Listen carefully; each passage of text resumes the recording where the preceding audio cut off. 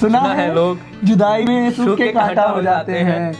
मुझे पक्का यकीन था वो इस हाल में भी मोटी हो जाएगी। मुझे ऐसा हुआ, फील हुआ कि यार यहाँ पे शराब की बोतल होना जरूरी थी यार। ये ख्याल जहन तक में न था कि उसी से मोहब्बत हो जाएगी। सोचा था स्कूल में आज जिए जाएंगे बचपन के दिन। मैं भूल गया था लास्ट सैटरडे है, जल्दी छुट्टी हो। क्या बात है, क्या बात। वर्दियों से रिश्ता है खून दोनों तरफ, है किस चीज की ये लड़ाई खुदा जाने। फिलहाल दूरियां बेहतर है दोनों के लिए, कब सुधरेंगे हालात खुदा जाने। क्या बात है। वापस दरवाजा किया तो दरवाजे के पास पहुंचे तो आगे गधे के ऊपर शराब लदी हुई है। शराब पूरे तरीके से, मतलब दोनों तरफ।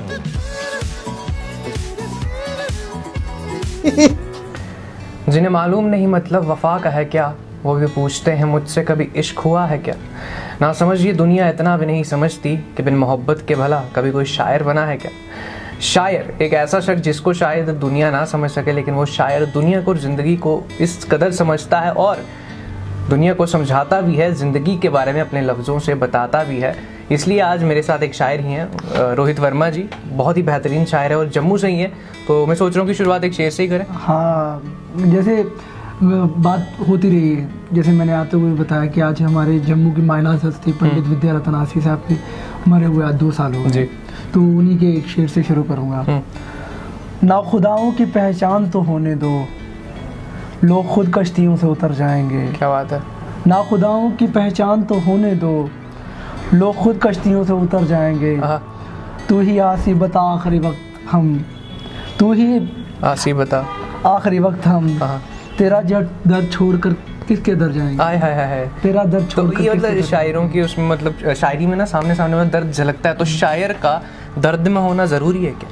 जरूरी, जो आदमी अपने जीते जी ये शेर कह के गया है कि बहुत याद आ रहा हूँ ना, अभी ताज़ा मरा हूँ ना, तो आप समझ सकते हैं कि जो शायर की रेंज है वो कितनी बड़ी है। मतलब एक किस्सा है मिर्ज़ा गालिब साहब का कि वो अपने घर से बाहर निकले और उनके दोस्त घर से बाहर निकले अपने दोस्त के साथ, तो एक फ़कीर उनका शेर बोल रहा था। अच्छा। ये ना थी हमारी किस्मत की विसाले यार होता, अगर और जीते रहते यही इंतज़ार होता। तो थोड़ा और गए तो एक कोठे पे औरत गाना गा रही थी कि तेरे वादे पे जिए हम तो ये जान झूठ जाना, हम खुशी से मरना चाहते अगर एतबार होता। तो ये रेंज है शायर की। क्या बात है। कि वो एक फकीर भी गा सकता है, वो एक कोठे वाली भी गा सकती है। तो पंडित विद्यारतन आसी साहब उस मेयार के शायर हैं हमारे। अच्छा, पंडित विद्यारतन आसी साहब की ये बात कर रहे हैं, मैं इनको दर्शकों को बता दूं कि ये एकलव्य है और इन्होंने पंडित विद्यारतन जी को मतलब अपना गुरु माना था, कुछ ऐसा ही था। हाँ, एक्चुअली क्या हुआ था कि मैं जब शुरुआती दौर में हमेशा एक गुरु की, जैसे बुल्ले शाह हमेशा अपने फरीद के मुर्शिद के लिए भागते रहे, तो मैं कोशिश कर रहा हूँ, अभी भी कर रहा हूँ। तो मैंने उनको बोला कि सर मैं आपका शागिर्द बनना चाहता हूँ, तो उन्होंने पूरे तरीके से निगेट कर दिया। उन्होंने कहा कि किताबें पढ़ो। तो फिर किताबें पढ़ना शुरू हुई, तो मेरे दिमाग में वो शेर था मुनव्वर राना साहब का कि ऐसे ही नहीं, खुद चलकर नहीं ये तर्ज सुखन आया है, पाँव दाबे हैं बुजुर्गों के तभी ये फन। हमें तो पाँव दबाने का मौका भी नहीं दिया हमारे शायरों ने। हमारे पाँव दबाओगे तो मतलब हाँ शायद शायरी निकल जाए। तो क्योंकि शायरों के साथ यानी कि उस तरीके के उस्तादों के साथ उस सोबत में रहना बहुत जरूरी है ना। जैसे बोलते हैं ना कि दोस्तों में अच्छे है भाई या बुरे, तो वो दोस्ती के जो माहौल है वो आपको सिखा रहा है। वो आदमी आपको कुछ नहीं सिखा रहा, लेकिन वो माहौल आपको सिखाता है। तो आप जैसे मिर्ज़ा गालिब साहब की बात ही, तो उनकी लाइफ से भी कहीं ना कहीं इन्फ्लुएंस रहा है। हाँ, पूरे तरीके से। मैं यानी कि एक उनके किस्से हैं जो मैं हैरान परेशान हो जाता हूँ। हाँ, जैसे एक किस्सा उनका कि एक टाइम पे बहुत फ़कीरी में जी रहे थे और उनके बहुत कर्जदार हो चुके थे प्रॉपर तरीके से। तो उनको एक मुशायरे के लिए बुलाया गया। क्या बात। तो उनकी जो बेगम थी वो बड़ी एक्साइटेड हो गई कि हम मुशायरे में जा रहे हैं। तो मिर्ज़ा साहब तैयार हो रहे थे, उन्होंने पूरे खाने की लिस्ट बना दी कि घर में चावल दाल आटा कुछ भी नहीं है, अब सब कुछ आ जाएगा। हाँ, सब कुछ आ जाएगा। तो उन्होंने लिस्ट दी, उन्होंने लिस्ट जेब में डाली और चले गए। तो मुशायरा ख़त्म हुआ, वापस आए, दरवाज़ा किया तो दरवाजे के पास पहुँचे तो आगे गधे के ऊपर शराब लदी हुई है। शराब पूरे तरीके से, मतलब दोनों तरफ से झूल रही है शराब। क्या बात।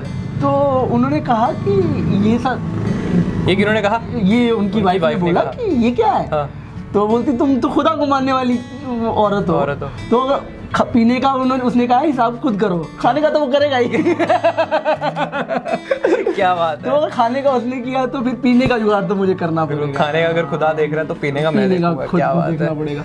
तो मतलब इस तरीके के लोग और इतने हाजिर जवाब लोग और इतने बड़े बड़े लोग जिनको पढ़ने के बाद ऐसा लगता है जैसे जॉन एलिया के बारे में हम लोग पढ़ते हैं और उनको समझने की कोशिश करते हैं। और मैं थिएटर वाला हूँ तो मैं कुछ उस तरीके से भी समझने की कोशिश करता हूँ और ये समझने की कोशिश करता हूँ कि वो किस फिलॉसफी में बिलीव करते हैं। जैसे मेरे को एक उनकी चीज़ों को पता करते हुए पता चला कि वो निहिलिज्म नाम की एक टर्म होती है, यानी कि एक इज़म होता है जिसको वो पूरे तरीके से फॉलो करते हैं। और उसका उस टर्म में ये होता है कि आप हर एक चीज़ को निगेट कर देते हैं। अच्छा, आप हर एक चीज़ को निगेट कर देते हैं। उनका एक शेर है जिसमें पूरे तरीके से वो चीज़ नजर आती है कि बहुत करीब आती जा रही हो, बिछड़ने का इरादा कर लिया है क्या। तो मतलब ये शेर लिखना और एक इज़म को फॉलो करके लिखना ये एक आर्ट है, ये कला है, हर किसी में नहीं हो सकता। और वो इकलौता आदमी है। शर्म, वहशत, झिझक, परेशानी, ये सब नाज से काम क्यों नहीं लेती आप, तुम, वो, ये सब क्या है, तुम मेरा नाम क्यों नहीं लेती। तो ये शायर है, वो शायर है, वो मतलब वो कहता है कि मैं शायर हूँ।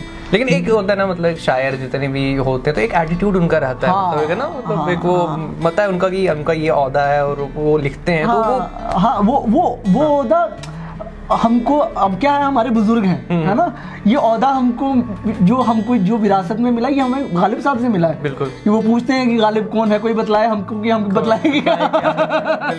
तो अगर वो तो कैरी होगा, वो कैरी होगा क्योंकि बहुत सारे जब शुरुआती दौर में होते हैं बोलते हैं कि अगर आपको उर्दू सीखनी है तो आप इकबाल को पढ़िए या किसी और को पढ़िए, मगर अगर शायरी पढ़नी है तो गालिब को पढ़िए। जब आपने गालिब को पढ़ा तो आप शराब जरूर पियेंगे और मैं तो आप में आ ही जाएगी भाई साहब। बिल्कुल। तो वो चीज़ें रही। आप मतलब जैसे गालिब को फॉलो करते हैं, गालिब को तो मतलब मैंने सुना था शायद से आप भी उनकी जगह पे गए थे कहीं पे, किस्सा हुआ था मज़ार पे। हाँ, वो किस्सा बड़ा अच्छा है, मैं दोस्तों के साथ शेयर भी करूँगा कि हम उनके दरगाह के साथ ना, बिल्कुल निजामुद्दीन औलिया साहब की वो है दरगाह है, तो हम लोग गए वहाँ पर, फूल वूल लेकर उनकी दरगाह पे चढ़ाए हमने। तो चढ़ाने के बाद वापस आए और हमने पूछा कि यहाँ पे सुना है मज़ार वगैरह है, तो हम चले गए वहाँ पे। तो जब मैं वहाँ पहुँचा था, उनका एक शेर है कि बाज़ी चाहे अतफाल है दुनिया मेरे आगे, होता है शब रोज़ तमाशा मेरे आगे। तो उनको देखते ही पहले तो वो शेर याद आ गया। और जब मैंने उनकी कवर को देखा तो मुझे ऐसा फील हुआ कि यार यहाँ पे शराब की बोतल होना जरूरी थी यार।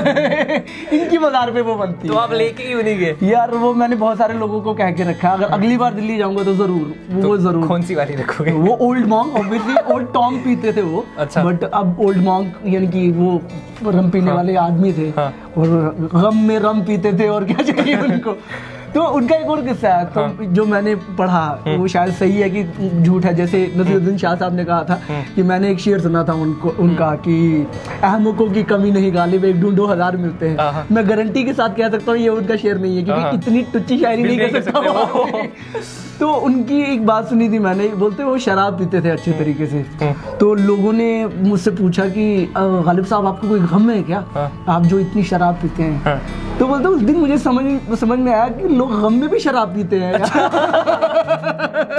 बोलते इसके बारे में मुझे नहीं पता था। मैं तो अपने सुरूर के लिए भी उनका जैसे मैंने एक चीज़ जो किताबों में पढ़ी है या जो बुजुर्गों से सुनी है, मैंने शराब के बारे में जो डिस्क्रिप्शन सुना है वो ये है कि आप रीति रिवाज या कास्टिज्म ये सब से ऊपर उठ जाते हो जब आप, क्योंकि हर एक चीज में हराम है शराब, है ना। तो आप उससे ऊपर जब उठ जाते हो तो फिर आपका एक आईक्यू लेवल ब्रॉड हो जाता है। थॉट है मतलब, है ना। क्या बात है। और आप किस तरीके से लेते हैं वो आपके ऊपर डिपेंड करता है ना।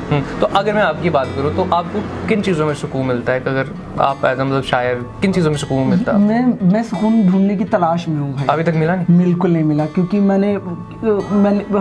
क्योंकि हम उस उम्र में है कि हमको कुछ करना है। बिल्कुल, हमको कुछ करना है, कुछ करके दिखाना है ना, कि मरने से पहले कुछ ऐसा हो जाए कि लोग हमारे बारे में बात करें या कुछ करें।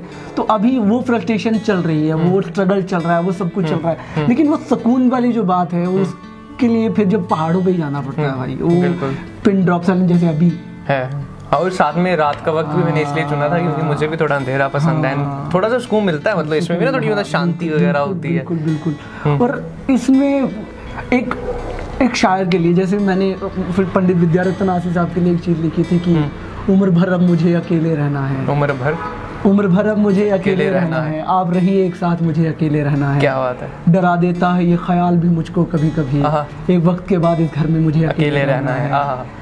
और मैं नहीं हूँ शिकार किसी बाहरी बीमारी का, मैं नहीं हूँ शिकार किसी बाहरी बीमारी का, मैं जहन से हूँ बीमार, मुझे अकेले। हाय हाय हाय, दोबारा मैं नहीं हूँ शिकार किसी बाहरी बीमारी का, मैं जहन से हूँ बीमार, मुझे अकेले रहना है। क्या बात है। और कोई भी एक दूसरे के बिना नहीं रह सकता वर्मा जी, और यहाँ सभी का स्टेटस है मुझे अकेले रहना है। क्या बात है, ये तो हमने आज की बात कर ली।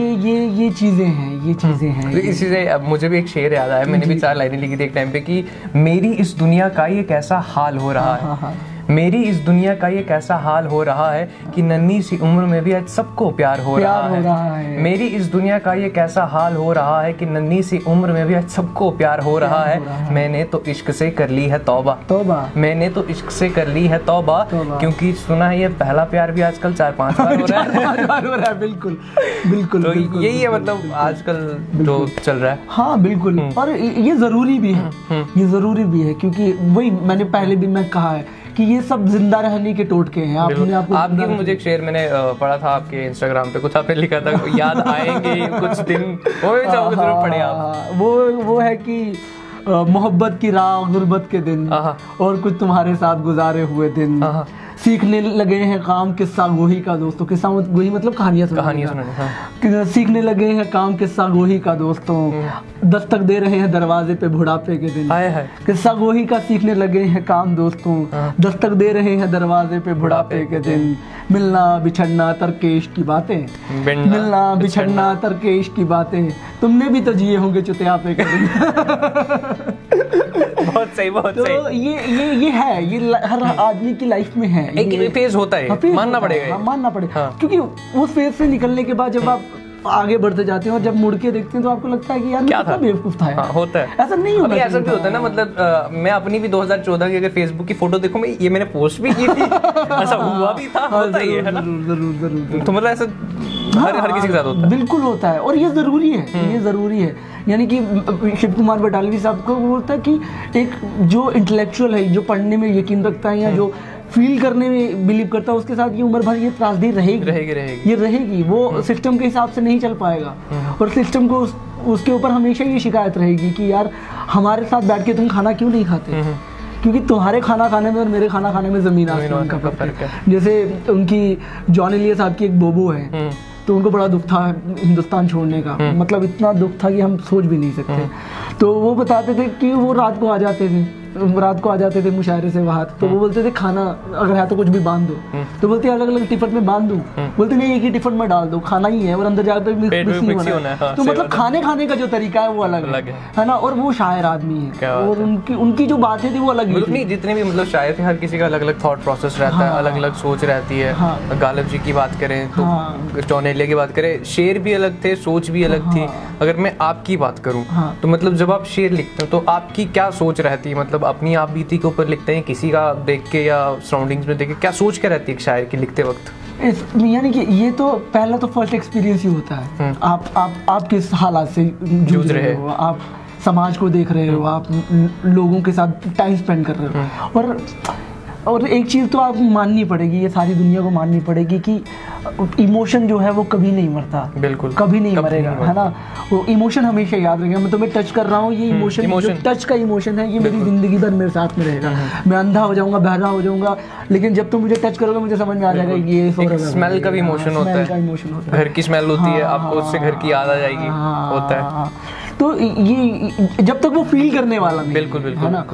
मैं लिखने, मैं शायर नहीं हूँ, मैं अपने आप को पूरे तरीके से ये निवेदन करता हूँ कि मैं शायर नहीं हूँ। हाँ, मुझे सुनने का शौक है, मुझे पूरे तरीके से सुनने का शौक है। आप मुझे बैठा के घंटों बातें करते रहो, मुझे सुनाते रहो, कहानियां सुनाते रहो, अपनी लाइफ की हिस्ट्री सुनाते रहो, मुझे बड़ा मजा आता है। क्योंकि मैं भी पिछले 1.5 घंटे से इनसे बात कर रहा हूँ। ये मैं आपकी बात सच मान लेता हूँ। एक ना मैंने आपका शेर पढ़ा था, मुझे बहुत अच्छा लगा था वो, कि मैंने जानबूझकर ही उस दिन उसे पैदल चलने को कहा था। कुछ ऐसा शेर था, मैं पूरी गजल सुनना चाहूंगा वो प्लीज।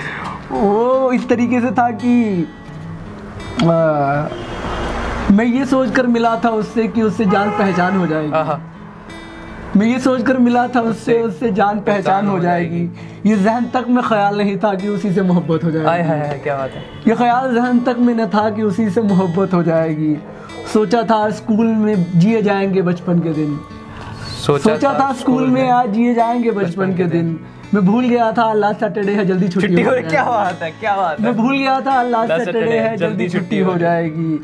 और शेर इसमें ये है कि आज ये तय हुआ था कि उसके माथे को चूमूंगा। हाय क्या बात है। आज ये तय हुआ था कि उसके माथे को चूमूंगा।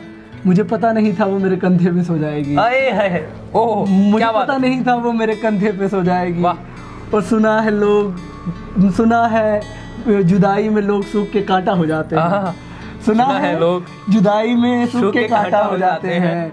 मुझे पक्का यकीन था वो इस हाल में भी मोटी हो जाएगी। क्या बात है, बहुत सही, बहुत अच्छा। यकीन था वो इस हाल में भी मोटी हो जाएगी। और मैंने जानबूझकर कहा था कि चलो आज पैदल ही चलते हैं। मैंने जानबूझकर कहा था उससे चलो आज पैदल ही चलते हैं। मैंने देखी थी वेदर रिपोर्ट, मुझे पता था बारिश होने वाली। ये मेरा फेवरेट है। क्या बात, मुझे पता था मैंने देखी थी वेदर रिपोर्ट, मुझे पता था बारिश हो जाएगी।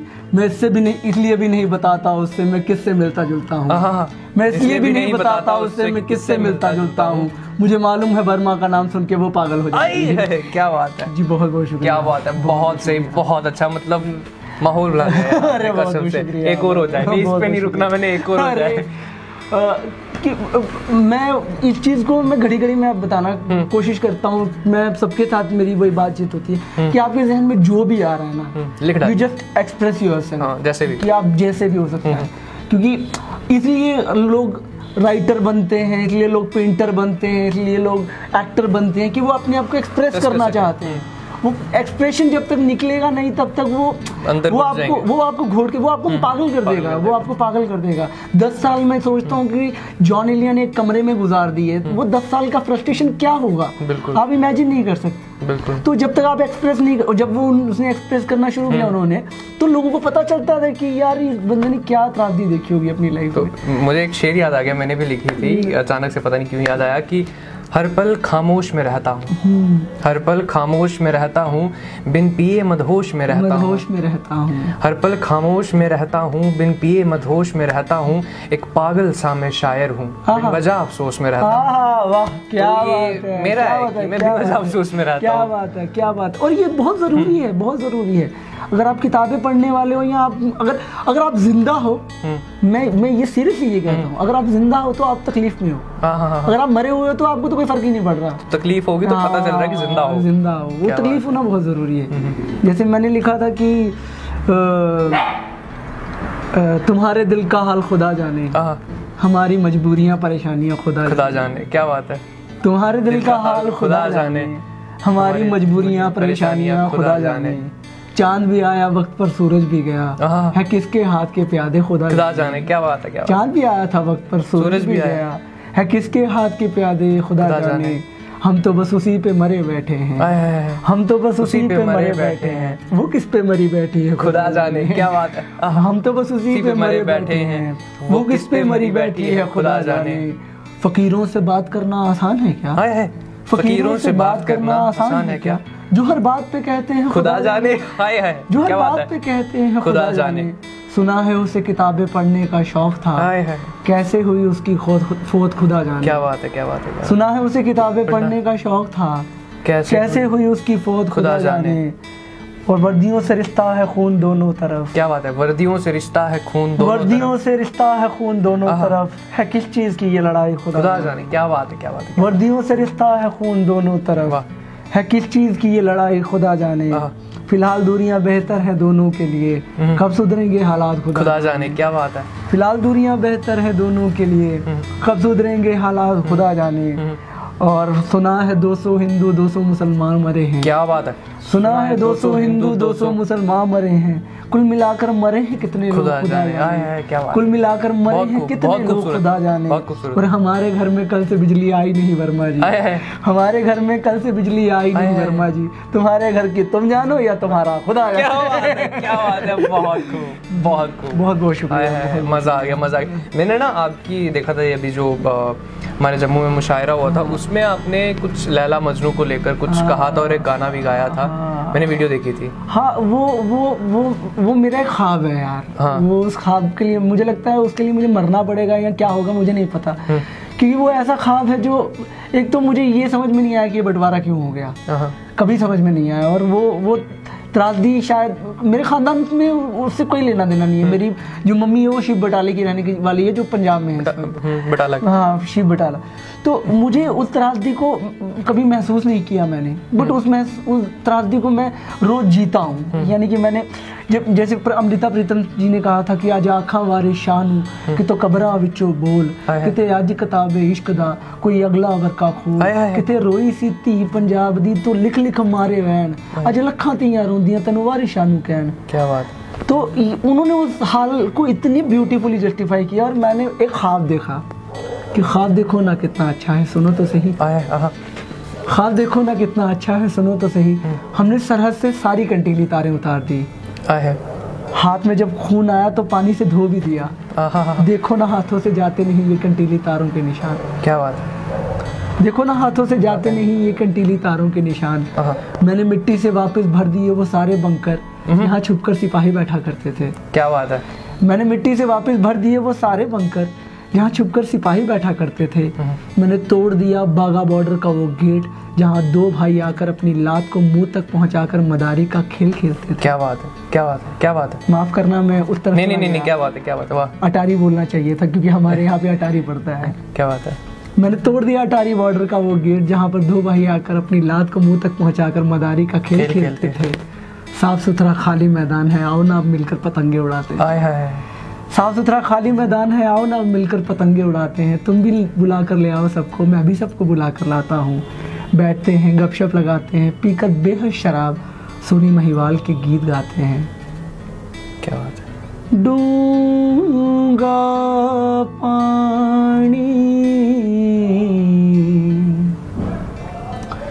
दूर कनारा कीते कौन जरूरी जाना डूंगा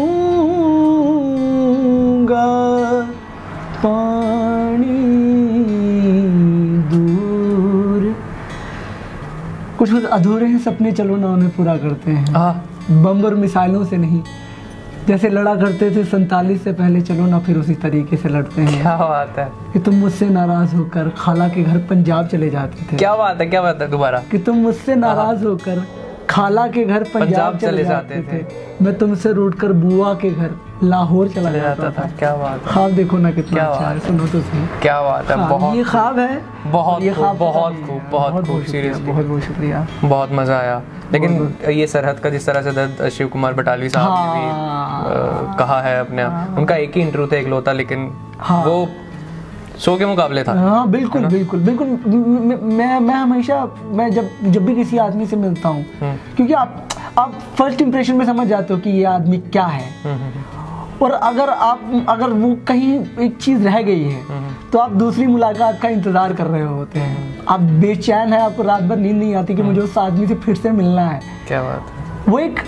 वो रह गया अंदर कि यार शिव कुमार बटालवी साहब के 1-2 इंटरव्यू होते तो और क्या ही होता। लेकिन उन्होंने जो एक इंटरव्यू में अपने आप को जिस तरीके से प्रेजेंट किया है वो काबिल तारीफ, बिल्कुल काबिल तारीफ है। लेकिन आपसे जुड़कर, आपसे बातें करके, मतलब जो मैं कहूँगा ना, एक पता नहीं आपने रूह को अंदर से जगा दिया। खास तौर पर जिस तरह से बंटवारे की बात की है, उससे पहले जितनी भी बात हुई, मेरी रूह कसम से वो ऐसे कहते हैं ना, अंदर से काम की है। बहुत मजा आया आपसे बात करे। अब अंत में चाहूँगा कि बटालवी साहब का जो गाना लिखा हुआ था, एक कुड़ी जिदा नाम मोहब्बत, उन्हीं की तरह गाते हुए हम अंत करेंगे और दर्शकों से भी इजाजत चाहेंगे, प्लीज। एक कुड़ी जिदा नाम मोहब्बत, हम है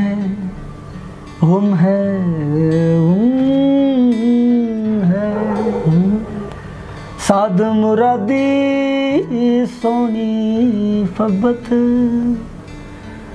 हम है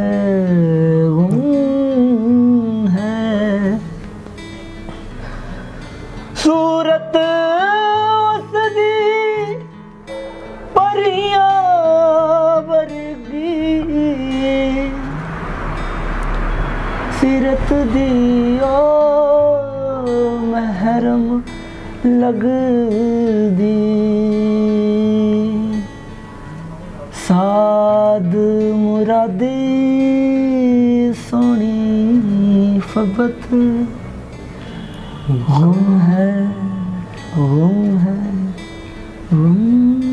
क्या बात है। बहुत बहुत शुक्रिया हमारे से जुड़ने के लिए। और पता नहीं कितनों की मोहब्बत गुम है और क्या क्या गुम है, लेकिन उम्मीद करते हैं कि आपको भी वो मिल जाए। और आज हमारे साथ थे रोहित वर्मा जी, और क्या समा बांधा आपने, मज़ा आ गया।